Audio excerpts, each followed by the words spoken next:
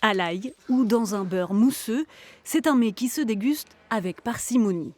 Car la civelle est aujourd'hui surnommée l'or blanc. Et pour cause, ces petits alevins d'anguille se vendent cette année entre 250 et 300 euros le kilo à la sortie du bateau. C'est une des espèces emblématiques des Pays de la Loire. Notre région est la première en termes de production. Elle représente la moitié des quotas français.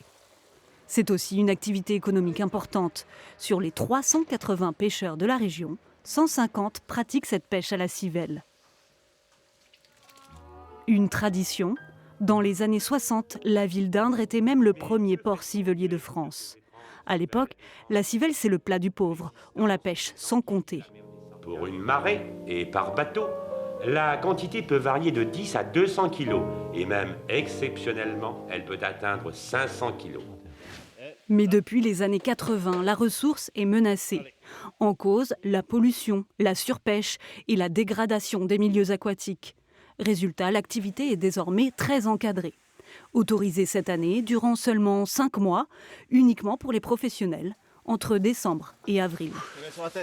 La civelle souffre aussi du braconnage. Vendue illégalement en Chine, son prix s'envole et peut atteindre jusqu'à 4 000 euros le kilo. Les douaniers interceptent régulièrement des centaines de milliers d'alevins pour des valeurs qui peuvent atteindre plusieurs millions d'euros.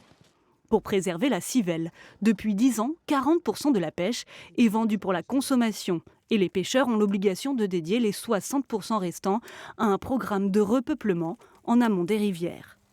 Malgré ces efforts, il y a 1 an, un nouvel avis scientifique recommande cette fois l'arrêt total de cette pêche pour protéger l'espèce.